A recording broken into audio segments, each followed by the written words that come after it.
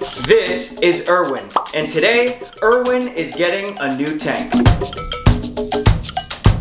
Look at this little cute boy. 3, 2.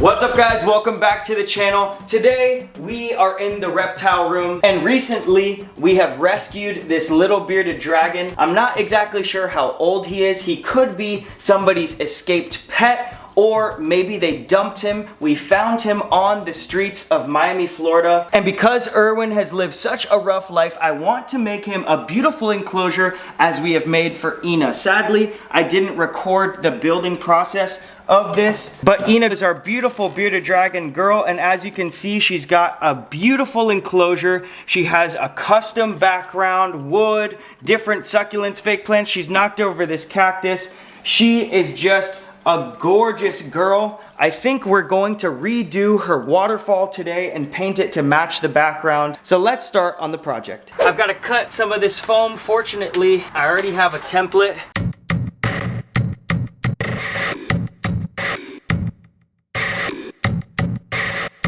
And there we go. It's cut now, all the other pieces are cut, and we have some random pieces of this thicker foam here that we're gonna use to make some of the ledges. I find this is easier than just making it all out of the spray foam. I have two different types of spray foam here. They're basically the same usually. I prefer this stuff. So what we're gonna do now is use these skewers to stick some of these pieces in. I'm not exactly sure how I want the layout yet. I have a couple pieces of driftwood that we're also going to stick into the background, making sure that it will fit into the enclosure after this is done and we slide it into place.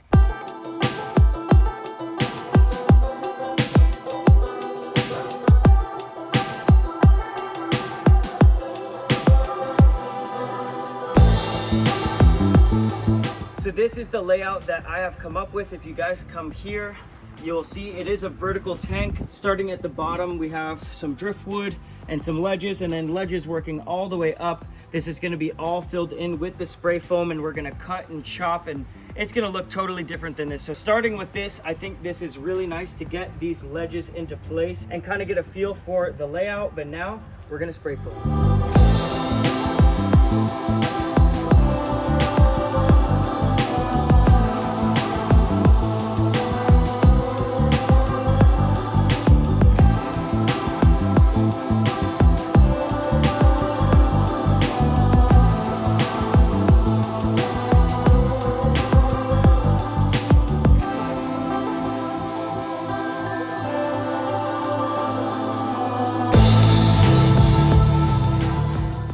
Check this out. Now all of the foam has dried and locked everything into place to where we can actually stand it up just like that. This is how it's going to be set into the tank.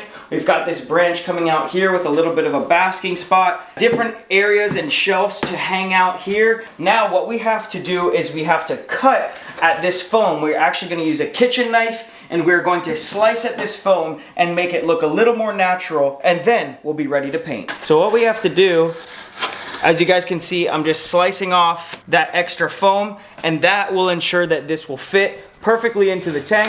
I found that this kitchen knife is actually one of the best tools to use. I like a longer blade to be able to go all the way through this stuff. Razor blades also work really well. We're going to be using a hot knife probably after this. We'll do that outside because when it burns this foam, it has a bad smell to it. So we want to do that in a well-ventilated area. But I'm going to continue cutting, and I'll see you guys when we're done.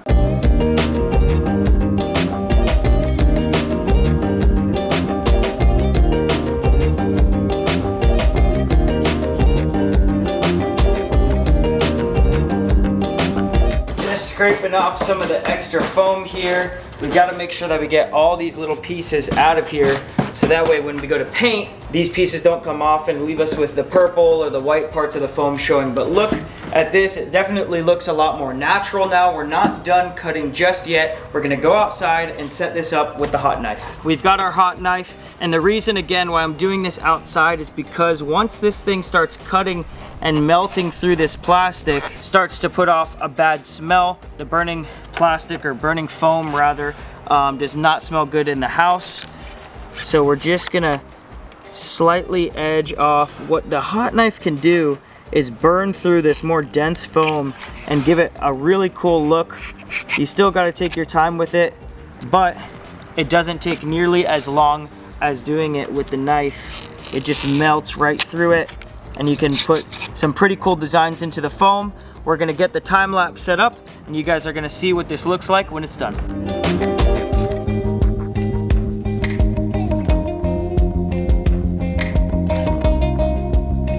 Look at that. We've taken the hot knife and added a bunch of grooves to the top. The goal with this is to not have any flat, unnatural edges. Obviously, we're trying to make this look like a naturalistic background, a naturalistic scene in the enclosure. What we're gonna do after that is we are going to take this stuff here, this dry lock. It starts off white and it's really thick. I could probably use a new brush, but we're gonna try these old ones for now. Different sizes will help fill the spaces easier. It doesn't matter if there's a little bit of speckling from it. It will just add texture as if we throw sand on it, which is probably one of the last steps. We're gonna dye the dry lock with this stuff here. It's a concrete dye, and you guys are just gonna see the first color that we put on. Hopefully it looks good. Just gonna dump some of this in here. Don't want to use too much. Couple drops. This red color is kind of what I'm going for to finish off the project, but I think I'm gonna make this a little darker by using this brown dye. This is the stuff here. If you guys are trying this at home, it's a really fun project. It just makes the enclosures look so much nicer, and I hope this looks amazing once it's done. Want to make sure it's all even. It's a little more dark now, and this will definitely be the best for the shadow areas, especially the cracks and the deeper caves. So we're gonna take this, load up the brush.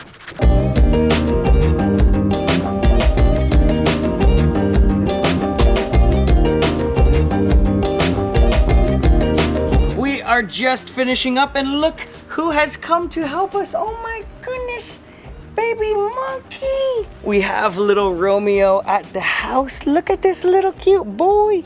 He is doing so good. If you guys are new to the channel, he will be new to you. But if you guys have been here before, you've probably seen Romeo. Usually we're working with a bunch of animals at the zoo. He's just got this little leash on him so we can keep him close by, although he wouldn't really leave us too far. Where are you going?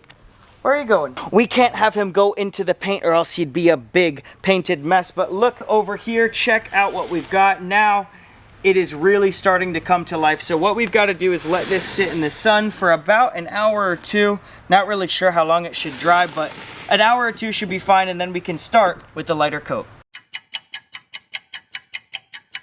The first coat is dry and it looks absolutely amazing. Now we have to go over with the lighter layer, the lighter red color. So we're gonna pour the rest of this dry lock into this bucket. Now we're gonna add our red coloration, mix that up.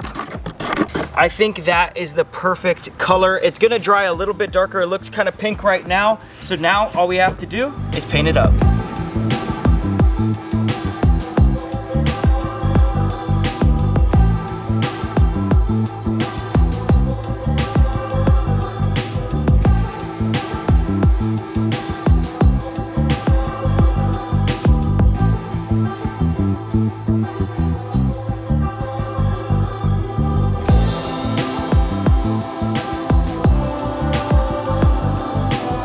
Look at this, the background is all done. It is dry now, so we can handle it, we can grab it everywhere, and it is ready to be introduced to the tank. This is what we've all been waiting for. I cannot wait to see what this looks like inside of here. Hopefully it still fits. We went ahead and turned off the heat light and actually all the lights real quick, just so that the top didn't get melted as it passed by. If this foam is directly under a hot basking spot, it will melt. So if you guys are doing this at home, be careful of that. This, once it's set back, will not be in the way of any of the basking spots. Only the wood will really be where the basking spots are, or maybe the edges of this, but at this depth from the top of the tank, it'll be totally fine. It's just once it's kissing the top of the tank that we have to worry about. We're all set in here now, just pushing the background. I think we're ready to turn the light on.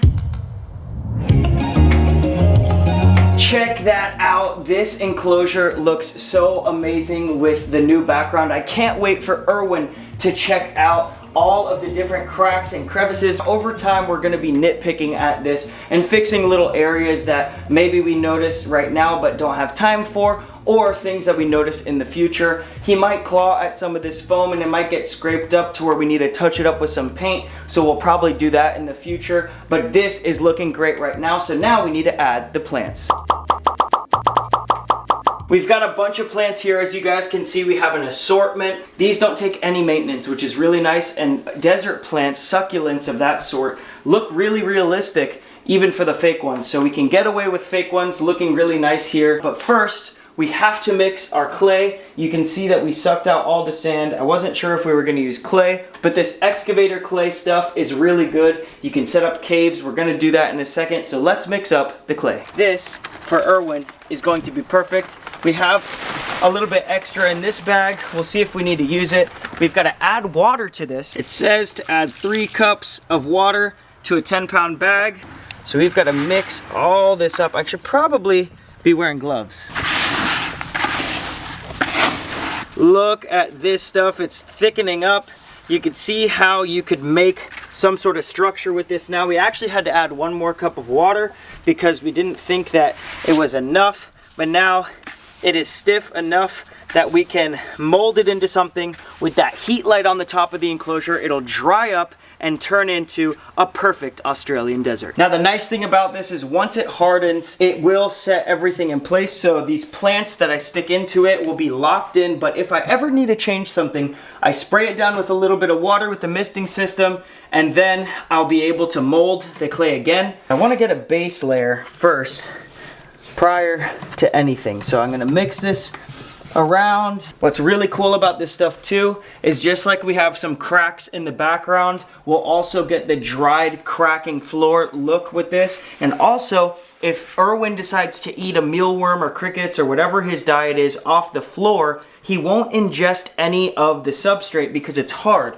Unlike the sand is loose, and once they flick that sticky tongue out to grab that insect, it might take in a little bit of sand, and after that happens for a while, the animal can get impacted, and that can lead to a sick or even fatal bearded dragon.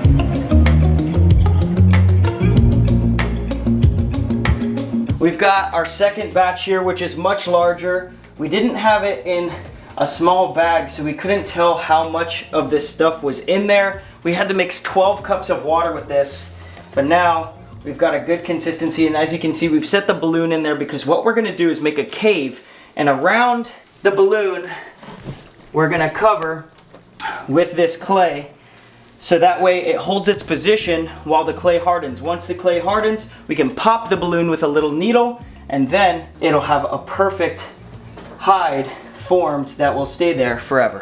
I was initially gonna make a bigger hide there, but I think it looks good just like that. It'll be enough for him to get into a shaded spot, and it's very cool near the bottom of the enclosure. We've already rated every temperature in the enclosure with the temp gun, and now we're just trying to create a cool arch over here. I want to make it all look seamless. It is going to come out perfect in the end, hopefully, fingers crossed. We want to add in our plants as the finishing touch here. We've got these little cactuses. Sometimes less is more with these things. You don't want to use too many big plants. We probably won't use this guy at all.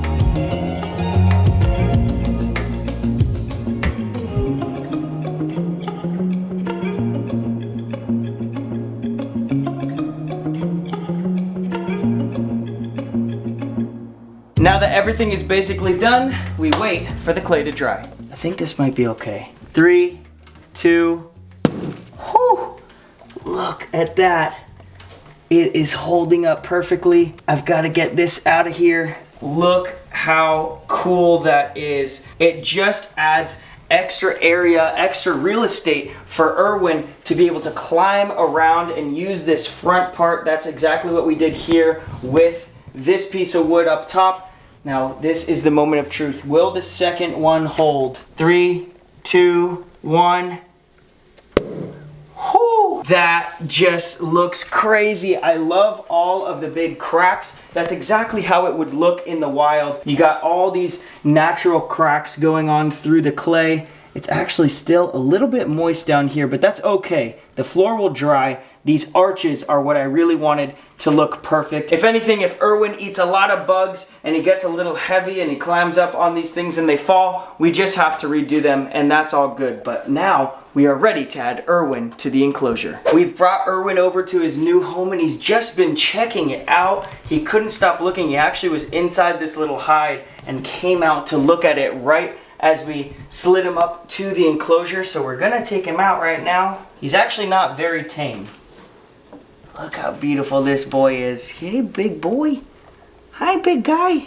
He looks like he's about to shed, but I cannot wait to see what he looks like in here. Let's put him right up here. Oh my goodness. Welcome to your new home, buddy.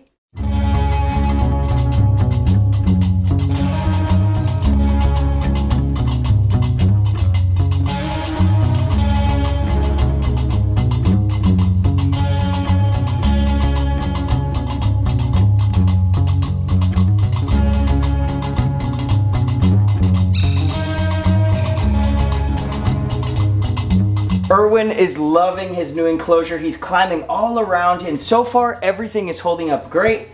We're gonna give him a little super worm. Let's see what else we got in here. We got some crickets. Would you like some crickets, Erwin? He says, still working on that. Still working on the super worm. There we go. He is just a happy camper in his new home. Can't wait to do more videos on him. I want to give him a cricket feast in one of the next videos. So if you guys want to see that, you have to subscribe. If you guys have enjoyed this video and enjoyed watching us build this enclosure, please like the video. It supports me and the channel and Erwin in a way, because the more followings and the more support that we get, the more opportunity we have to do enclosures like this. So guys, please like this video and I'll see you guys in the next adventure. Peace.